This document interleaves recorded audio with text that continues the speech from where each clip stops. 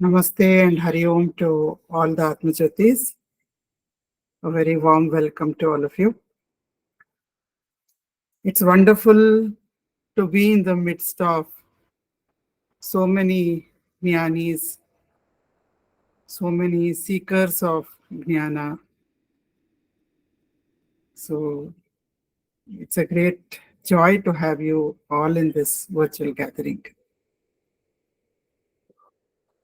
We will begin with the prayer, Guru Brahma, Guru Vishnu, and then Asatoma Satkamaya. I request you to join in.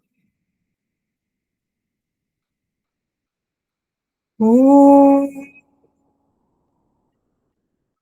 Gurur Brahma Gurur Vishnu Gurur Devo Maheshwaraha Gurur Sakshat Parabrahma Tasmai Shri Gurave Namaha Asato Ma Sadgamaya Tamaso Ma Jyotirgamaya Mrityorma Amritam Gamaya Om Shanti Shanti Shanti.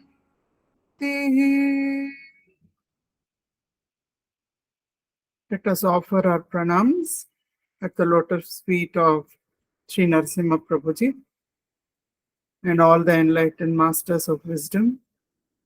May their grace establish us in the self.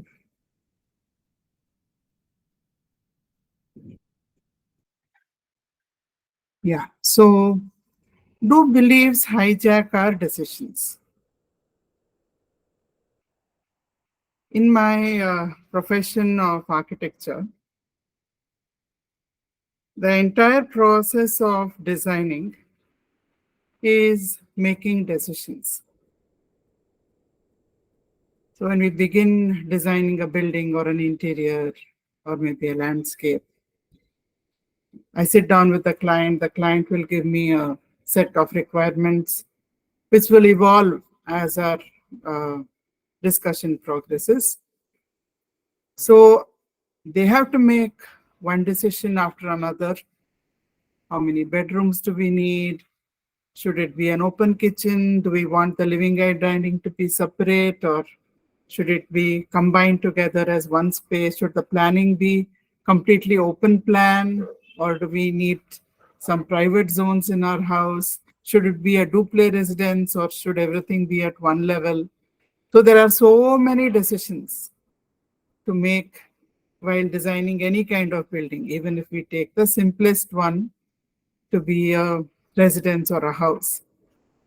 As they make their decisions, the designer also has to make his or her decisions. So during this process, if we don't have enough mental stamina, it can become fatiguing. You might need breaks, you might feel pressurized after the initial euphoria of starting the design. Sometimes you may hit pressure zones, etc. So while teaching in college also, what I find with my students is that many of them find it difficult to cope with design initially because of a lot of beliefs or conditioning in the mind. Every designer will keep busting some conditioning during the process of each design. So this topic of decision making has a lot of interest for me. I found this article by Dr. Bobby Hoffman. It is there available online on the internet when I was looking for something on decision making. So he is an associate professor in the School of Teaching, Learning and Leadership, University of California. He is also author of Motivation for Learning and Performance. So this article is about 5 self-beliefs. Self, we can take it as small s. It is related to the body, mind, intellect, identity, which is extremely required for our day-to-day transactions. But in this presentation, in this talk, I have interwoven Vedanta side by side. Atmajnana, the seeking for Atmajnana, different characteristics of jnanis, how these 5 self-belief zones translate into the spiritual domain for a seeker or for a jnani. That is also included side. So there is a takeaway, whether we are looking at it from the psychological or transactional point of view, or from the spiritual point of view. So when I read this article, I found it quite inspiring and helpful for my own day-to-day life. It was quite insightful to see how the mind works while making decisions. And I'm using it in my teaching process, teaching learning process in college, and sometimes for workshops, etc. I also once again offer my homage to Sri Narasimha Prabhuji, whose guidance in Advaita Vedanta has made this fusion of psychology and spirituality possible for this presentation. So I'd like to begin with a small parable. Some of you may have heard it, you may have read it. Just think of a rainy evening. Okay, it's raining, it's drizzling. It's not heavy rain, it's drizzling. And imagine that animals could talk. Of course, they can talk to each other. Imagine that we can understand what they're saying. Okay? So in your own garden, if you have a garden, or maybe in a park near your house, you're walking outside and it's very gentle drizzle. You're sheltering there and you see one frog hop up with a nice gay little yellow umbrella, and he's coming to a toadstool for shelter from the rain. And at the same time, a millipede, ಕನ್ನಡದಲ್ಲಿ ನಾವು ಸಾವರ್ಕಾಲು ಅಂತ ಕರಿತೀವಿ. So a millipede is also coming for shelter from the rain, and it comes and stands under the toadstool. And the frog and millipede strike up a conversation. They're waiting for the rain to stop, so they start chatting to each other. The frog says, "Oh, hi there, millipede. I have a question for you. Can I ask you?" The millipede says, "Yeah, go ahead, frog." Frog says, "See, I have 4 legs, exactly 4 legs. And when I'm hopping around, I can easily make out what each leg is doing. I can keep track of it. Simple enough. But whenever I see you, I don't know how many legs you have. Let's say conservative estimate of 100. Centipede. So let's say you have 100 legs, 50 on this side, 50 on that side. And when you are walking, just tell me, how do you know what each leg is doing? How do you keep track of that? And one more thing, do you begin, when you start walking, do you begin with the left front leg or the right front leg? Or you begin with the rearmost left leg or front leg kicking all the other legs forward? I've always wondered, and I'm so happy I met you today. Can you tell me? Now the centipede thinks. Till now, he had never wondered. How do I walk? What does each leg do? With which leg do I begin? How do I keep track of what my legs are doing? No. It had never occurred to him. If walking was an effortless exercise. Now he starts thinking about it and he is not sure. He doesn't answer. He's thinking and he's thinking. In the meanwhile, the rain stops, the frog hops away, and the millipede is still there under the mushroom. Then it's thinking, it wants to go. It's getting dark now. It wants to go back home, but it's wondering, now with which leg shall I start walking? My God, how will I control 100 legs? By the way, how many legs do I have? Do I know how to count so much? He is in a decision paralysis. He seems to be frozen. He doesn't know how to stay. He feels, I've forgotten how to walk. And even when I walk, how will I manage so many legs? He's doubting his own competence. He's in a conflict state. And I think we can all sympathize with him, right? Haven't we also don't we also get into states of decision paralysis? Sometimes maybe just in a very pleasurable shopping expedition. Some shop has a discount, it's our favorite store. There are so many things which we like there. But I don't want to buy all of them. Maybe my budget is limited. Maybe I don't have space in my wardrobe. Maybe I just want to get one thing. So should it be this or should it be this? Small, not very important. But even that can lead to decision paralysis. So what are the factors that influence decision making? How do they affect it? So this is our exploration. We are leaving the millipede there and proceeding. We don't know how he resolved his conflicts.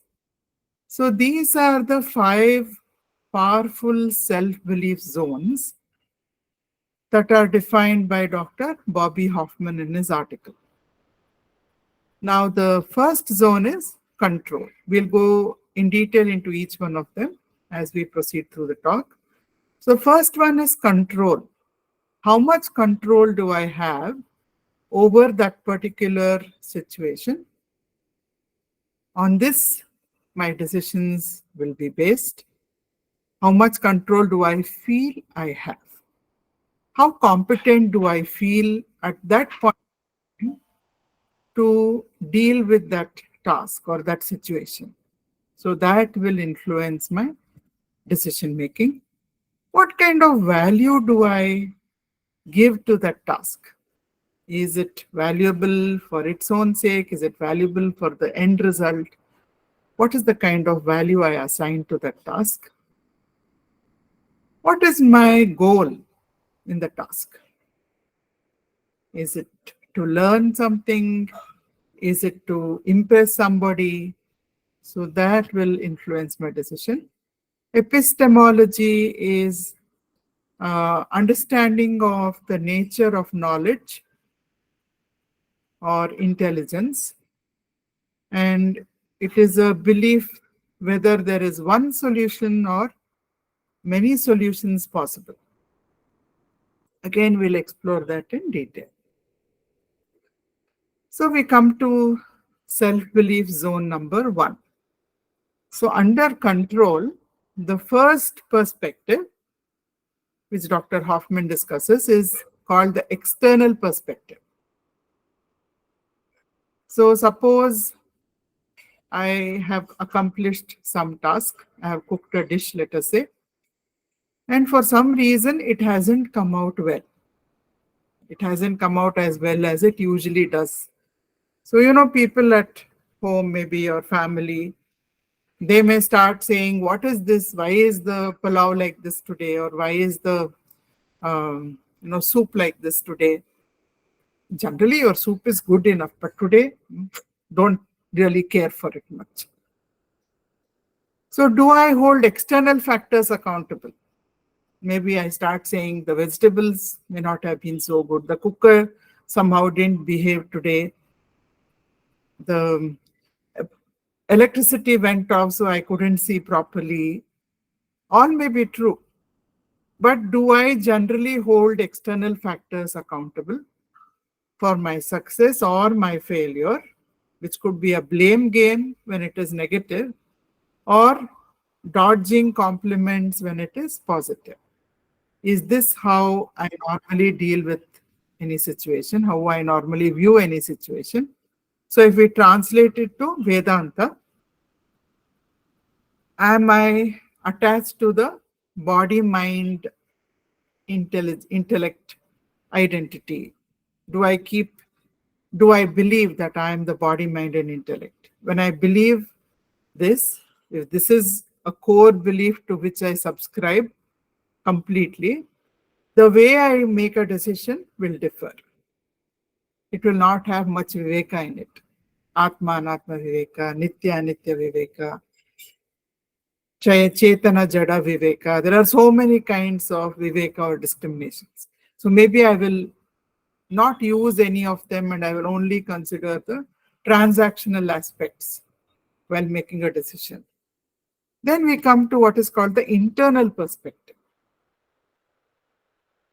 Am I willing to accept responsibility for that failure? So something didn't turn out well. Yes, maybe there were many external factors contributing to that. But also, was there something that I could have done differently? Does that kind of analysis happen? Is there a learning process from that, which I can apply later on, which will give me better control during the next task that I do? So all this comes under self-belief of control. So under Atma Vichara or Advaita Vedanta, am I now subscribing to the belief or to the understanding that I am the self? So the self is eternal, the self is infinite, the self always exists. If I am the self, I will not be disturbed by anything that happens outside, or if I am disturbed, that understanding will bring me back to equipoise very quickly. Will I make the decisions based on this equipoise or based on the disturbance that this situation will create within me? That will decide what degree of control I have over the situation. So the summing up of this self zone of control is, whenever we make any decision for a task or for a situation or for a relationship, our decision is based on how much we feel in control. Whether I have control or I don't have control, factually may be a different thing. What is the feeling I have about this control factor? Do I feel in control? Do I not feel in control? So that will influence my decision. Now, if we come to an example from the Puranas, I have a question here for all of you. You could maybe type in the chat, and Vasu could read out the replies for me, since I can't see the replies when I'm presenting. Now this slide is showing us a few scenes from the narrative of Bhakta Prahalada. So Bhakta Prahalada was a great devotee of Lord Narayana, and his father Sri Hiranyakashipu did not believe in Narayana. He wanted everybody in the kingdom to consider him the god, the sole controller, and offer all worship to him. But Prahalada, his own son, was all the time chanting the name of Lord Narayana. So because of this, his father subjected him to many kinds of torture. Putting him in the middle of wild elephants, putting him into fire, putting him in a pit of snakes, so all kinds of things, pushing him off a hill. So if you look at it externally, so much aggression is going on. Hiranyakashipu is ordering everything. He is the king, therefore everybody will obey him. But actually, in all these situations, who is in control? Prahlada or Hiranyakashipu? Can you type in the chat? Who do you think is in control?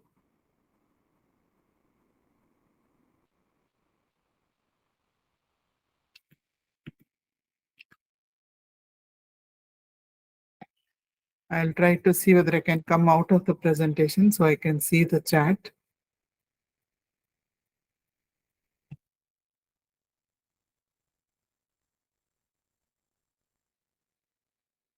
Yeah, Suma is saying Prahlada is in control. Kanti says Prahlada is in control. Katyayani says Prahlada is in control. Revati is saying Hari is the only controller. Wow. Revati is saying none also. Prahlada. One more Prahlada. So we are getting a lot of Prahlada. Okay, I'll go back to sharing.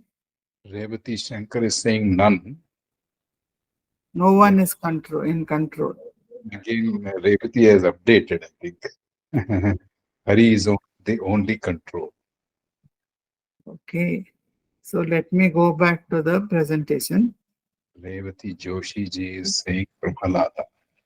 So why are we all saying that Prahalada is in control?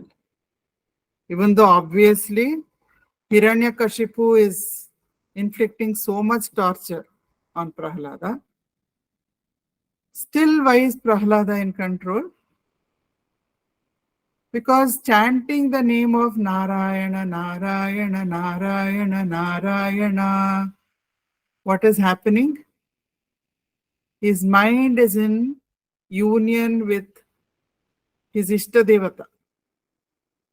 He is not the body, mind and intellect. He is not identifying with the body, mind and intellect. He is identifying with his true nature. So because of that, his body becomes indestructible. The elephants can't destroy it, fire can't destroy it, snakes can't destroy it, a fall can't destroy it. Out externally, Hiranyakashipu seems to be in control, but Prahlada is coming out of every situation unscathed, unharmed. So actually, because Prahlada has leaned, he has surrendered so much to Narayana that we can say, transactionally, we can say that Prahlada is in control. And Revati is also correct. Hari is also in control. Finally, it is Hari's will. Everything is Hari's will. The whole, probably the entire prasanga of Prahlada is Hari's Leela to show what devotion and surrender can accomplish. The combination of surrender and grace is a truly powerful combination. So if we have the same kind of surrender that Prahlada had, then nothing that happens outside will actually affect the inner equilibrium. At the same time, we will be able to take the right decisions transactionally. It will be appropriate to the situation. Now in this slide, we see Bhagwan Sri Ramana Maharshi. In 3 pictures, he has a bandage around his elbow or arm. So about 2 or 3 years before his Mahasamadhi, a small nodule. It's not coming. It is already shared. It is saying shared. What to do?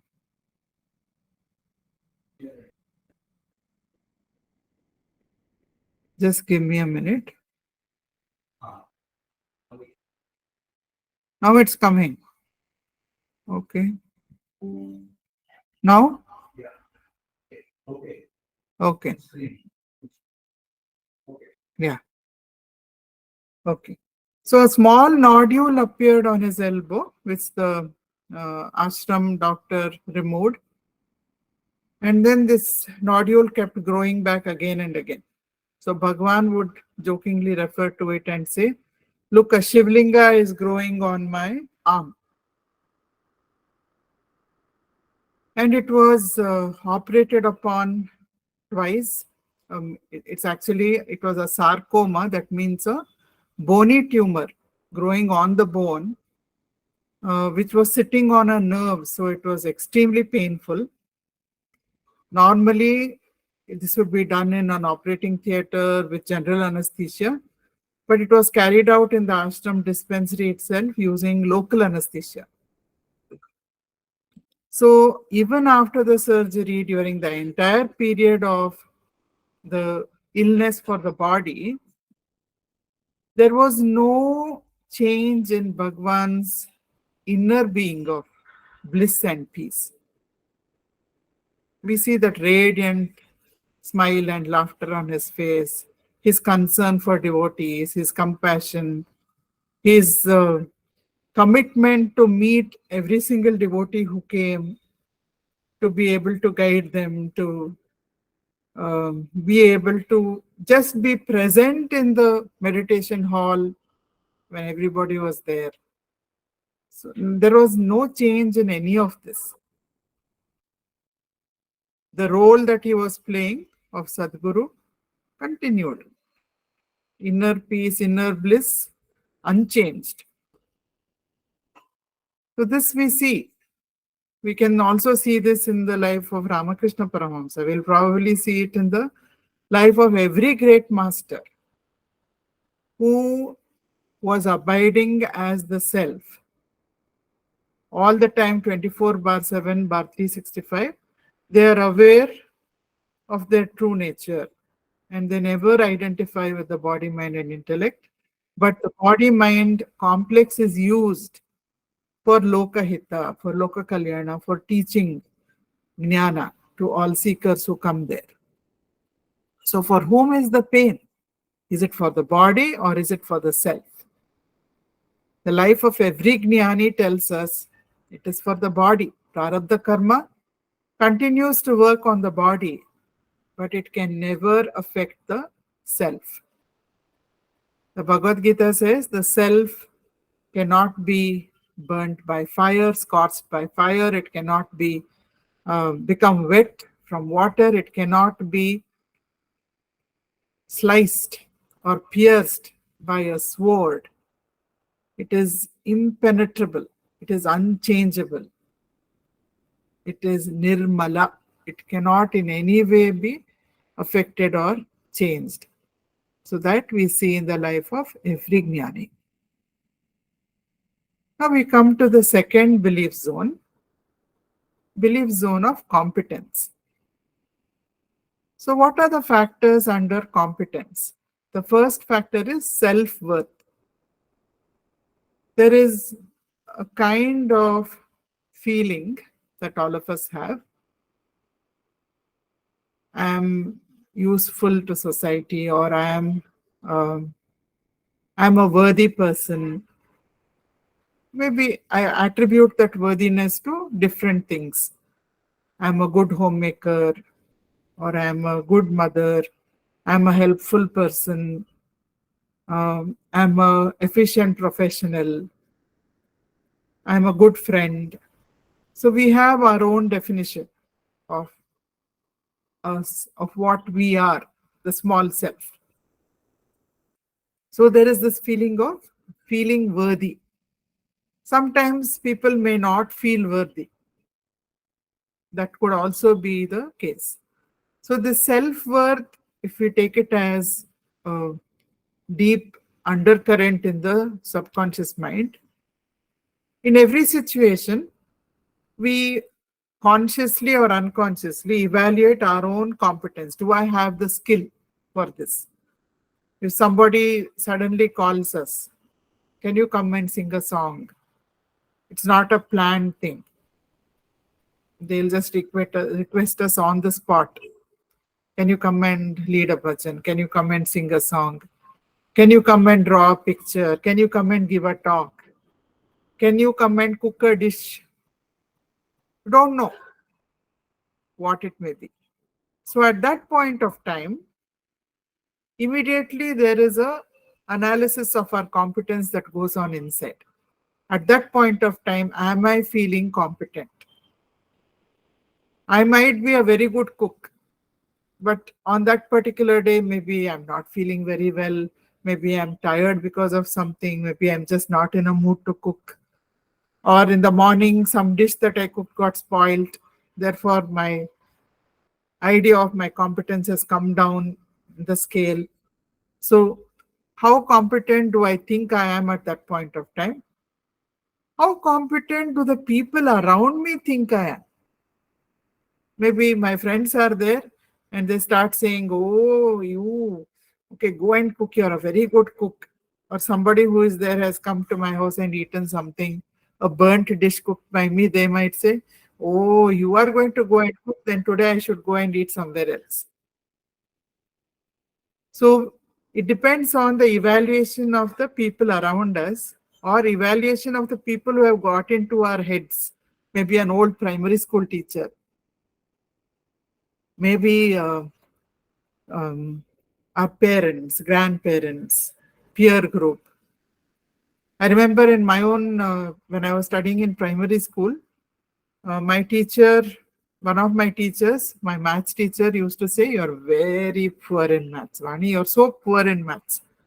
You'll never be good at this. And that became my evaluation. I'm poor in maths. But by the time I came to middle school, I had another teacher who showed me that I can be good in maths.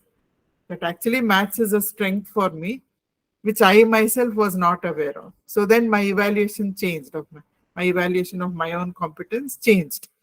So all these together will influence at that point of time what will my decision be. Will I decide to do the task? Will I make the right decisions while doing the task or in that situation? All this. So finally, it is a core feeling. Our decision will depend upon how competent we feel as a interaction of all these three zones: self-worth, our own evaluation of our competence, others' evaluation of our competence. So at that point of time, how competent do we feel? We base our decision on that. And how does this translate into spiritual dimension? Now, in Kathopanishad, we are told about Nachiketa. We know that Nachiketa's father, Vajashravas, he was performing a yajna. So in that yajna, it is performed for the goal of attaining Devaloka, heaven. So you will gather enough punya. After death, you will go to heaven. And you will stay in heaven till that punya is exhausted. Then again you come back to earth. So he was performing that yajna. And scripturally, according to the Shastras, any yajamana who is performing that yajna, he has to give away all his possessions. He should not retain a single possession. To such an extent, his feeling of surrender should be so great that he will even offer his own himself to the feet of the Lord and say, Lord, I am your dasa. Even this I offer to you. Use it to further your will. You command, and this body, mind, and intellect will implement whatever is your will. So such should be the surrender of the person who performs this yajna. But this little boy is watching. His father is first of all not giving away all his possessions. He is giving away only the useless stuff, which is a burden to him. There are wonderful, very good milk yielding cows in the Goshala, but he is giving away all the useless, barren old cows. And he is watching this, and he feels very deeply a sense of injustice. It is not right that his father is doing this. His father's own goal of getting enough punya is going to be aborted by the decisions that he is making. So this little boy walks up to his father to remind him. He first says, "Father, we have so many nice cows in the Goshala, Father. Why don't you give them? Why give these barren cows?" His father doesn't reply. He is busy making arrangements. Yajna is started. He has so many things to take care of. He ignores his son. So now Nachiketa is in a dilemma, what to do. But he feels still very strongly within himself that it is important that he bring his father's attention to this. So then he tries a different strategy. He says, "Father, to whom will you give me? You have to give away all your possessions. And I am your son, so I also belong to you. To whom will you give me, Father?" Then his father says, very angry, very irritated, "Such a nuisance, this pest of a son. Is this the time to bring up all these useless things? I will give you to Yama." So look at that interaction. Self-worth in Nachiketa, absolute self-worth is there. He's feeling very worthy of bringing up this point. He's scripturally learned. Competent, he feels it. He's competent because he knows what the yajna is about, and he can see that his father is not doing what he's supposed to do. But how is his father viewing the competence of his son? He's viewing his son as a nuisance. But his son is talking absolute sense. So Nachiketa is not deterred in the least. Inside, he is so certain. He is centered in dharma. So he is not in the least hesitant, or he doesn't compromise. He doesn't think, "Oh, what does it matter? My father is ignoring me and he's getting angry. Arey Baba, let me leave it. Let him do whatever he wants. He's older, therefore he should know better," etc. He doesn't do that. He doesn't compromise because his sense of self-worth and his own competence are so high. So he makes that decision. And because of that decision, we got the entire Kathopanishad. Then he goes to Yamaloka. In Yamaloka, how does Yamaraja react when Nachiketa brings out his third boon? "I want to know the secret of death." What does Yama say? Yama doesn't grant it to him immediately. We say that there are many different categories of devotees. Wet wood, you cannot light it at all. Slightly damp wood, you light it, it will go out. Dry firewood, you light it, it immediately lights up.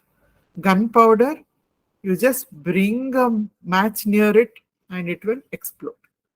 So very mature devotees, if they come into the presence of the Sadguru, one vakya from the Sadguru is enough. They are established in the self.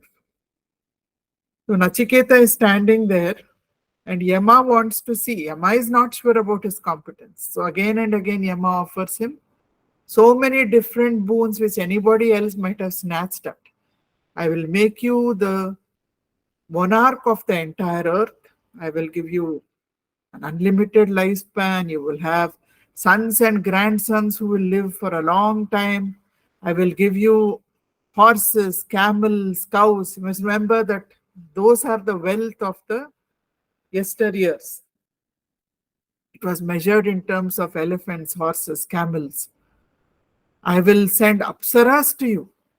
I will give you whatever you want." But what does Nachiketa do? He is a strong mumukshu. He is not a sadharana bhogi. He doesn't want temporal pleasures. He is a mahabhogi. He wants to be a mahabhogi. Who is a mahabhogi? The one who is bliss incarnate, who is always centered in the self. He is a Mahabhogi, therefore he is also a Tyagi. So here, the self-worth of Nachiketa is a Mahabhogi or that of a Mahatyagi. He doesn't succumb to any kind of temptations. So Yama is wondering whether he is wet wood, but Nachiketa proves that he is gunpowder. The decision that Nachiketa made, holding strong, I want Atmajnana and nothing else, rejecting all other boons for the last boon that he asks. So that is a great example to all of us, how decision making is affected by Viveka, by the factor of how you feel, how much you feel you are in control. Nachiketa is always feeling in control of the situation.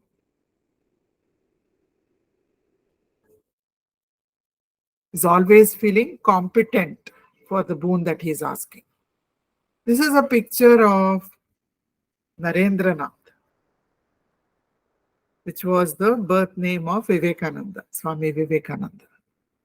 So Swami Vivekananda, in his own writing, he says, from the time I remember, even as a small child, he says, I would close my eyes in the night to go to sleep. And when I closed my eyes, before I slipped into sleep, this kind of vision would arise within me. And every night it would be the same vision. So in this vision, on one side, there was a monk, and I knew that I was competent to be that monk. That monk was not an ordinary monk. He would influence the lives of many, many people. So I could be that monk. I had that potential, and my prarabdha would allow it. On the other side, I could also be a very powerful world leader. I would see myself sitting in a roundtable conference with so many other world potentates discussing the affairs of the world, and my word was carrying a lot of weight in the decision making. I knew my prarabdha would also allow me that option, and I had the competence to be a world leader. So what would be my choice? The monk or the powerful leader? Lokananda, the person who would influence the world very positively, powerfully, or Vivekananda, the seeker whose Viveka was so sharp that he would be established in the self. And every night before going to sleep, he would pick the monk. He would say, I want to be this monk. Imagine, right from a very, very tiny age, like a 2-year-old child, 3-year-old child, from that age, continuously every night, Narendranath would pick this. And because of that, so many great things happened in the realm of spirituality. So this feeling of self-worth, the feeling that he had the competence, and at that point of time, the feeling that maybe his family members projected, later maybe his guru, Sri Ramakrishna Paramahamsa projected, his peer group projected, their evaluation of his competence. So all that led him to make this decision to be a monk instead of a political leader. The third self-belief zone, which Dr. Hoffman talks about, is what value do I ascribe to a task or a situation? So one option is intrinsic value. That means how much do I enjoy doing that task? just doing the task for because I enjoy doing it. Nishkama karma. Of course, the result can be important, it can be considered, but the major proportion that is influencing my decision will be the major factor will be how much I enjoy doing the task. So we can compare this to Nishkama karma without too much focus on the end result. The very act of performing the task is something that is dear to me. Then the utility value of the task. How do I perceive the usefulness or outcome of the task? So this it links directly to Kamya Karma. So when I perform a worship in the morning, let us say, what is the value I attach to it? Is the value coming out of fear? If I don't perform a worship today, then something bad may happen to me. God may become angry. So people relate through fear. Maybe I enjoy the puja or I do it for the sake of the end result of divine protection. Or do I just enjoy the act of worship so much that it elevates me? I feel very, very fulfilled by doing this. My vibration changes frequency and I feel very good. Or do I do it because I will say, when I do this, I'll do this vrata for 20 days or 21 days. Then at the end of that, I will get this good result. Maybe I will be successful in my exams. Maybe I will get this business deal will come through. Maybe my daughter's marriage or my son's marriage will get fixed. Maybe I will get children, etc. So our decision, whether we want to do that task or not, how much time we want to spend on that task, how much attention I pay to that task, how involved I am with that task, all that can depend on whether we enjoy the task for its own sake or whether we are doing it mainly because we value the result or outcome of that task. So this can apply to every transactional situation in our life. If we come to the spiritual dimension, we have all heard the saying, the journey is as important as the destination. So is the journey important or the destination important? That is basically what we discussed by assigning value. So here we see a picture of the Japanese tea ceremony. So what does this Japanese tea ceremony imply? We would have seen videos of it. Maybe some of us have participated in a tea ceremony in a friend's house or somewhere. So in a tea ceremony, basically, it is non-verbal and every single task, whether we are boiling water or putting tea leaves into a cup or kettle or pouring the water over that, every single thing is done slowly, deliberately, mindfully, with complete attention.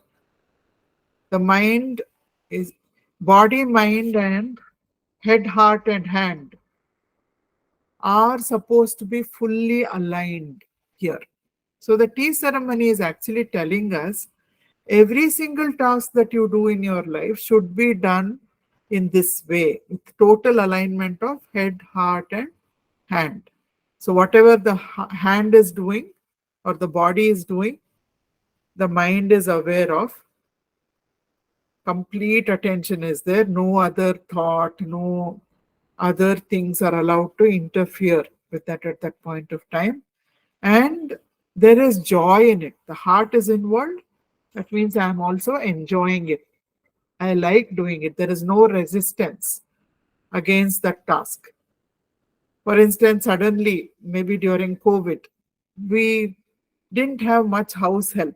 Those of us who have the good fortune of maids coming in to help or cooks coming in to help. There was voluntary seclusion. Nobody was coming to help us. So we had to sweep and mop and wash clothes and wash dishes and do the cooking and so many things. Maybe take care of the garden. All things for which we normally have help. There was no help coming from outside. So did we do that joyfully? Many times I would find it a burden. There would be a resistance inside me. Oh God, again today I have to sweep, I have to mop, I have to wash dishes.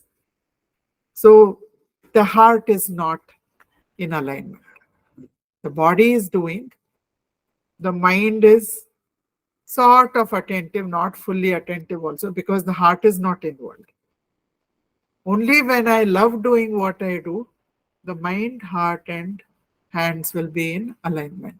So the tea ceremony is teaching us that how to be in complete alignment with the task with no resistance and a joy in doing it. So here we see the picture of Swami Haridas, Tansen's guru. Tansen was a very famous musician in Akbar's court, we know that. And he was greatly valued by Akbar. And one day, Tansen took Akbar to listen to his guru, Swami Haridas, who lived in the forest. Till then, Akbar thought that Tansen was the greatest musician. But when he listened to Swami Haridas singing, he thought, oh my God, what a musician he is. And he wanted Haridas to come and sing in his court, to be a court musician. And what did Haridas say? Impossible. I will sing only for Hari. I don't want my mind to be polluted by, oh, will XYZ, will King Akbar like my singing today or not? Will that person compliment me or not? Will this person tell me that I am great or not? No. Only my music and my Lord are there when I sing. So I sing for the sheer joy of pleasing my Lord. That is why I am Haridasa. So his singing was not for any outcome. It was just for the sheer joy of doing it. We also need a moral compass. A strong moral compass is required many times. So here we see Sir M. Vishveshwaraya.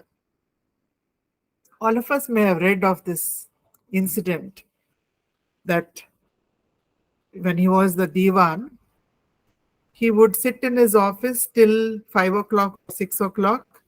One oil lantern would be burning as he did his work. And as soon as office hours were over, he would put out that lantern and light another one. And when someone asked him, why are you doing this? He said, this is my personal lantern.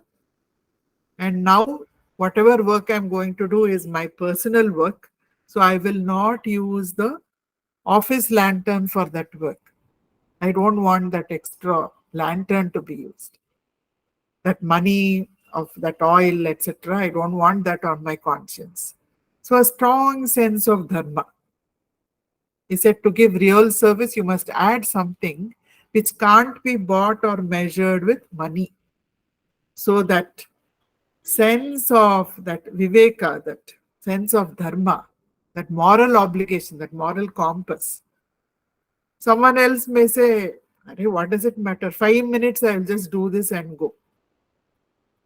Many times we would have plugged in our computer in the office and at the same time we will check personal messages on the laptop. We maybe answer personal messages. We do some personal browsing in between office browsing. All that may be happening.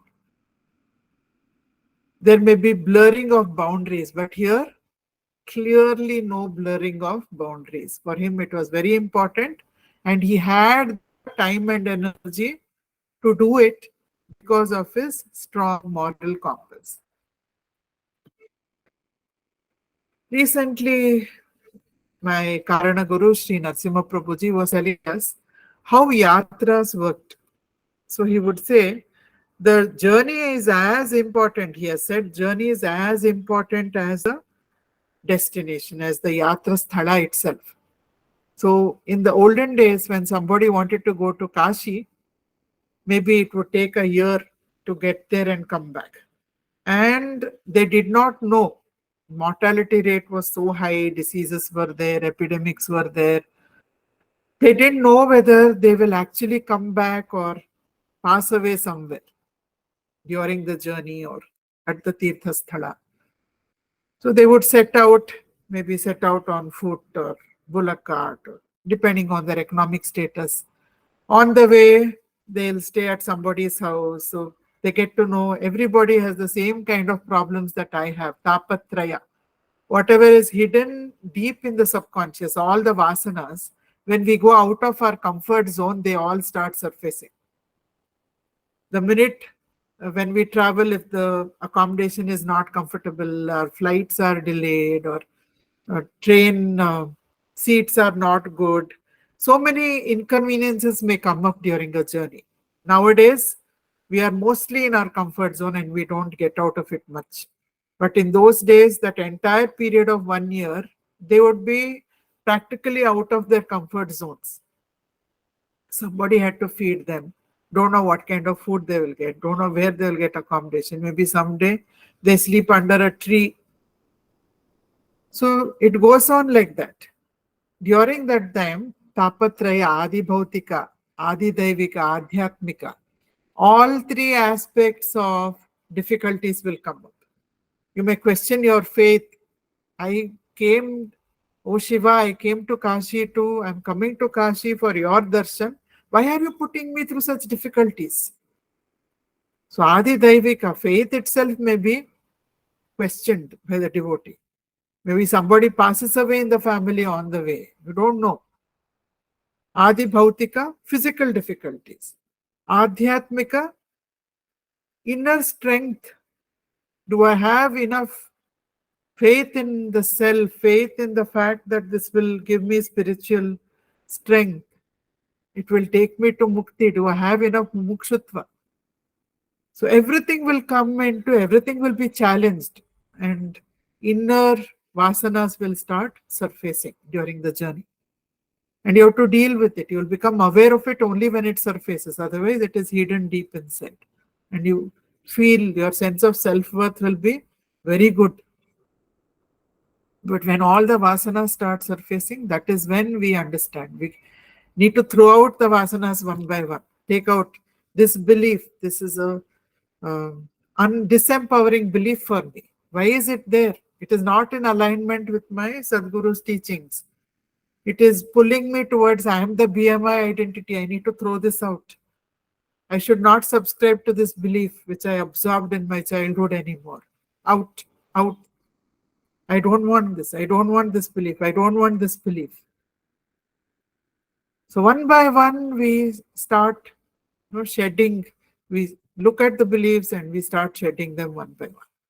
And our decisions, the decisions we make when this load is removed, load of disempowering beliefs, which is affirming my wrong identity, when they're all discarded one by one, then every decision that I take will become better and better, purer, stronger, more spiritual. So finally arriving at that Tirtha Kshetra, where I get the darshan of the deity, that is like the climax, and interacting with all the wonderful wise people, the Mahatmas who are there. That is the true Tirtha. That is where you receive jnana, the wisdom. So that is the whole point of the Tirtha Yatra. So going on a very comfortable journey, going quickly in 2 days, seeing, coming back, yes, it might have some impact. But this kind of Tirtha Yatra, whether only the darshan is important or the entire yatra, the journey is as important as the destination. Intrinsic and extrinsic. It is both. Whatever value we assign will be both for the entire process as well as the end result. So this is also given to us by Sri Prabhuji, and this was first brought out by Swami Vivekananda. Atmano mokshartham jagat hitayacha. while self-knowledge remains the true goal for all sadhaks, and work towards that, progress towards that is happening inside in terms of neti neti. At the same time, with Shravana, Manana, Nididhyasana, etc., at the same time, the mind is channeled to seva, Jagat Hitayacha, continuous seva activity. So the journey is also relished, it is enjoyed, it is given importance by Jagat Hitayacha, which will continue after self-abidance. And Atmano Mokshartham is also given importance. We have belief 4. It is goal orientation. So am I doing something for appearance belief, that means just to impress others? Is that my goal? Or mastery belief, am I doing something for the satisfaction of mastering a skill or gaining knowledge? Is that my goal while doing a task? So basically, our decisions depend on why we want to do something, whether we want to impress somebody or master a skill. So if we look at this picture, any work that we do, any task that we do, can be heavy or light depending upon what the intent is. So here if you see, a mother is hanging up clothes and her daughter, a little girl, she looks very happy. She is also helping to hang up clothes. So joyful. For her it is fun. It's not a burden. It's very light. It's a lot of fun doing it. It's only as you grow up that children absorb this feeling, oh, it's a burden. Oh, how can I do this? Why does all this work come on me, etc., etc. Is a later addition. In the beginning, it's just fun. So look at this. We all learned to walk. Why did we learn to walk?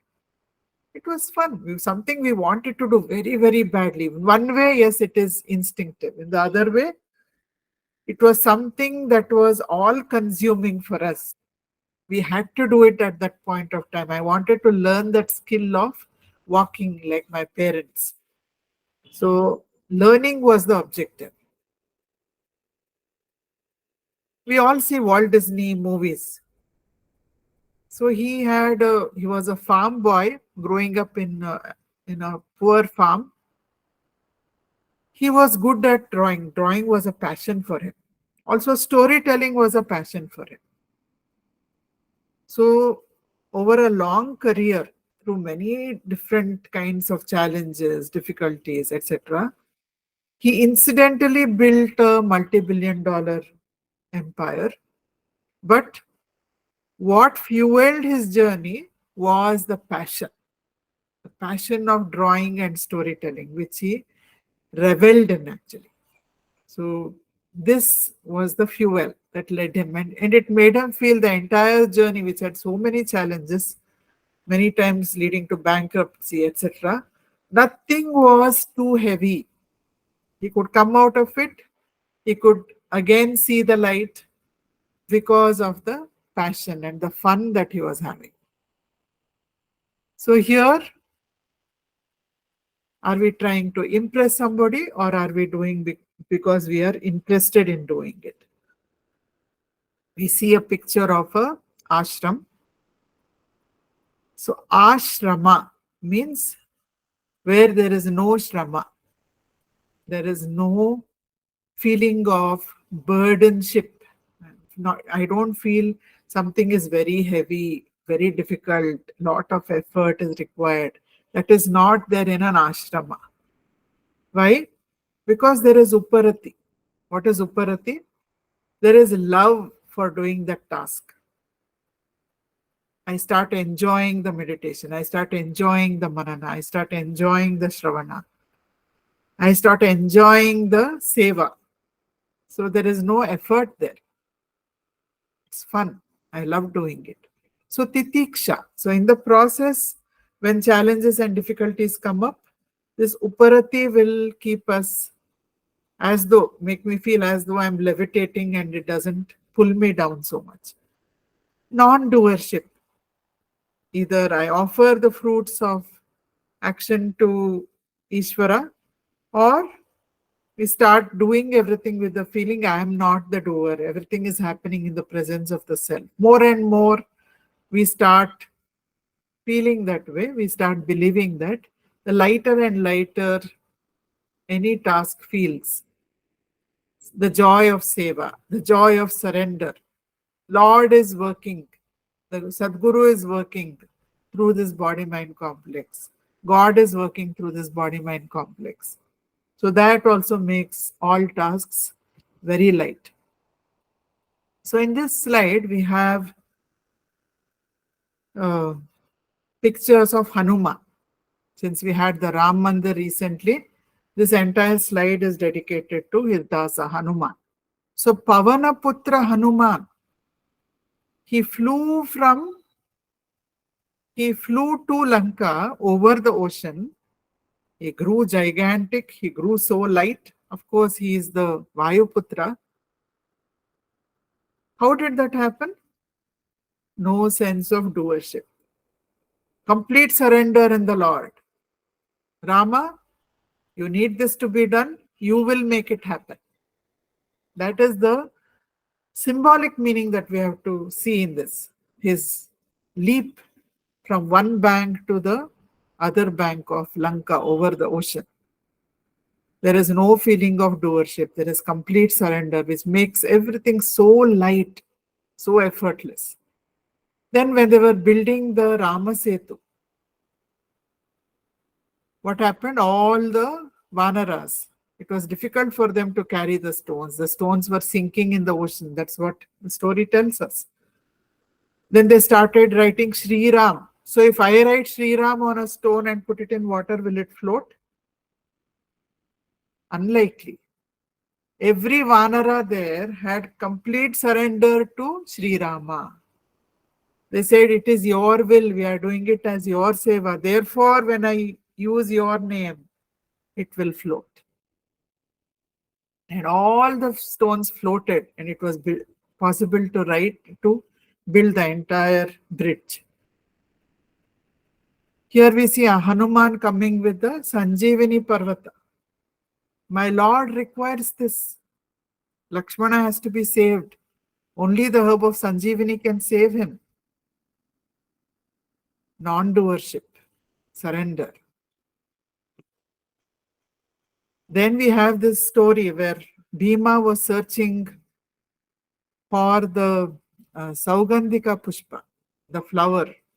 When Draupadi asked him to bring it, he walked through forests, hills, valleys, searching for this Pushpa. And he was roaring and he was feeling so mighty. He said, it is said actually in the Mahabharata that Bhima had the strength of 10,000 elephants. So he was feeling very puffed up. Even Hanuman was puffed up. He became as light as air, but he was puffed up with what?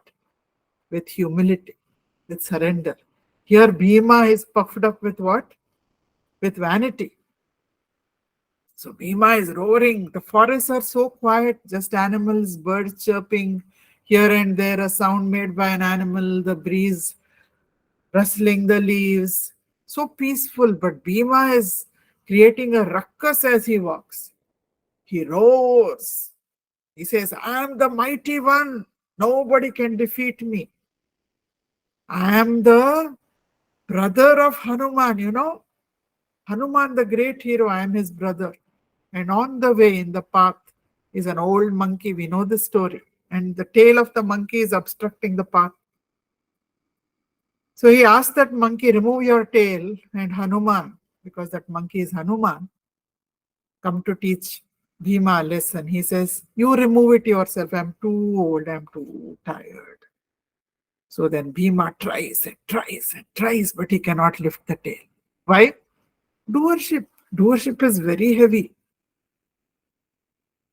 Finally, when he surrenders to that monkey and he says, you are no ordinary being, then he says, I am Hanuman. He gives him a darshan and he gives him advice about how to be humble.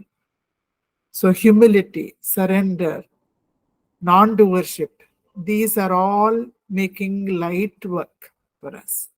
You can perform Herculean tasks, but without effort. So we come to the last belief zone. This is epistemology. Do we believe that this is how we relate, how we understand any knowledge, or how we understand intelligence works? So do we believe that there is only one way? The students who join architecture, most of them come from PCM background, physics, maths, chemistry. So for them, they are trained to believe that one question has one correct answer, only one correct answer. But suddenly when they come into the field of design, for every project, there are so many different solutions that are possible.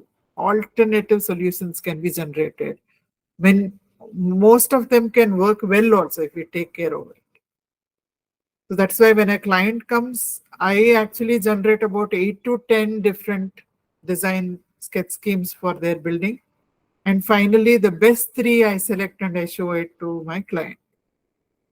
That's the exploration that is required. But when they initially come, they feel the first thing that they get is the only solution. It takes a long time for us to bring them out of that rut. So do we believe that ours is the only way? Do we believe that alternative opinions are justified and so is ours? So we give space to other people's opinions, though we still think that ours may be more justified. Or do we assess all views before zooming in on one that makes most sense to us? Maybe we are all doing one of these in different situations. 1, 2, or 3. It may be happening to us in different situations. So our decisions can depend on whether we believe in different approaches or whether we believe that there can be only one approach. Now in one picture you can see 2 friends are arguing. I am right, no, I am right. If I am right, then you have to be wrong. If I am right, then you have to be wrong. So this is falling into the first category. So many religious beliefs have caused wars. History is full of such wars. Then if you come down to more recent history, Adolf Hitler, he believed that all Jews should be destroyed. He destroyed millions of Jews. He tortured them in concentration camps. One man's opinion that I am right caused so much havoc. But it is possible to discuss, to understand the other person's point of view, to learn from each other, to unlearn things which are no longer relevant and move forward. So here we see a deer and a tiger. They've forgotten their instinctive enmity and they're having so much, such a joyful moment with each other. Actually, in my daughter's house, she has 2 dogs and 1 cat. I was asking her, the cat was a recent addition. So I was asking her how she had the courage to add a cat to a household which already has 2 dogs. But when they grew up together, now since the past 3-4 months that cat is there, they're all in such existing in such harmony. They play together, they eat together, they sleep together. They're having so much fun together. They've forgotten that instinctive enmity. So even in the path of spirituality, when we are fortunate enough for a Sadguru to enter our lives, so then the seeker is in a position where he or she will say, I am the body, mind, and intellect. That is his current belief to which he subscribes completely. He thinks that is the only right belief. Then the Sadguru will slowly nudge him, give him a lot of understanding. And he says, Tattvam Asi, you are the unchanging self. You are not the changing body, which is liable to decay, to disease, to old age, to death. Then the disciple contemplates on this. Shravana, Manana, Nididhyasana will happen, repeatedly happen. And then the insight will arise, Aham Brahmasmi, I am the unchanging self. And then the other side of the coin, Sarvam Khalvidam Brahma, the entire cosmos, is a reflection of this very indestructible, eternal, infinite self. And his life will become a stream of light, a river of light, an ocean of light. Atmano mokshartham jagat hitaya cha. So let us all learn from this. I think the next slide seems to be missing. So I will skip that. So we looked at different factors.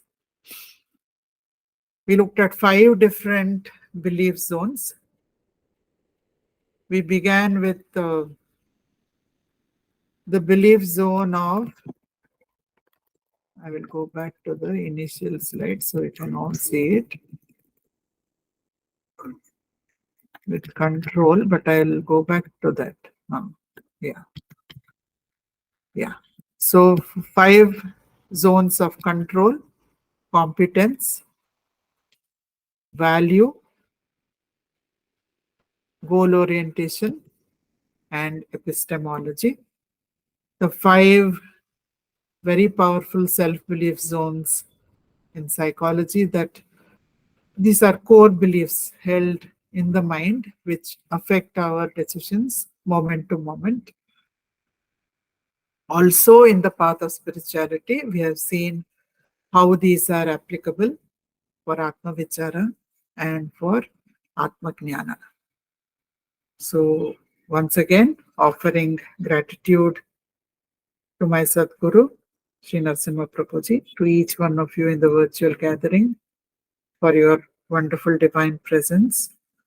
May the grace of the Sadguru establish all of us in the self. May all beings be happy.